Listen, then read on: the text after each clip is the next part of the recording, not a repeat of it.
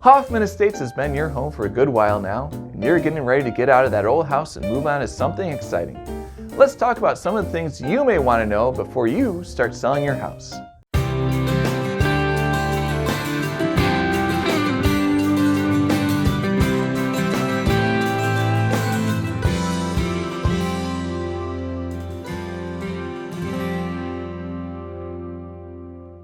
Come on in and have a seat. Ben Weaver here, an Illinois attorney and founder of 23 Legal. I provide personal, practical, professional legal service by guiding clients through the process of buying and selling a home throughout Chicago and its suburbs.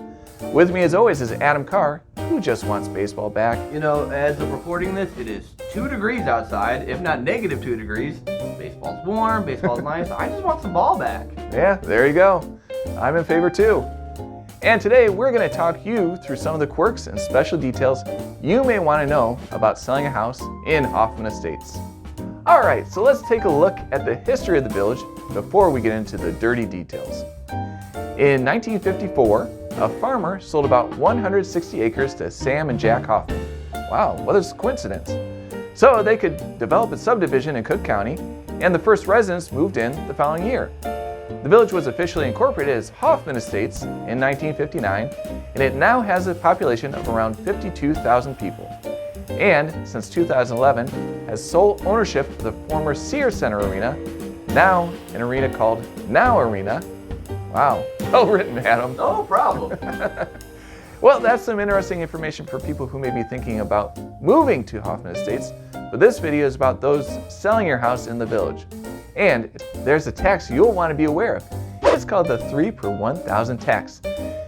This means for every $1,000 the house sells for, you as a seller will pay $3 in taxes to the village of Hoffman Estates.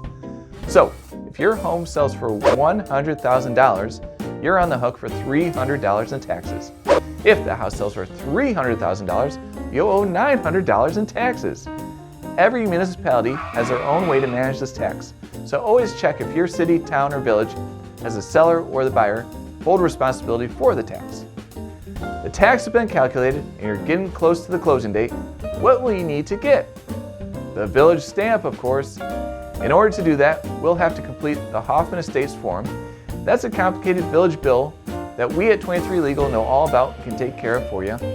We'll also complete what's called the MyDeck, which is a complicated state tax form that we also take care of, so you don't have to worry about it. The last thing we need is a copy of the deed. 23 Legal can help you draft that and execute it, and we'll email that to the village. That all completes what we need to do for you to obtain that village stamp, which is necessary to close on the sale.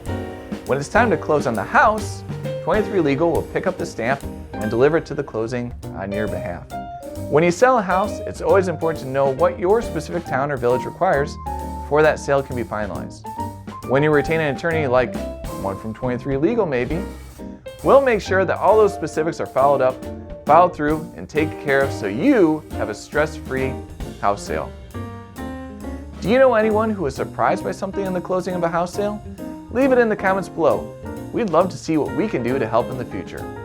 Like and share this video if you learned something new, and subscribe for more real estate content. I'm Ben Weaver, open to taking new contracts and clients, and I'll see you in the next video.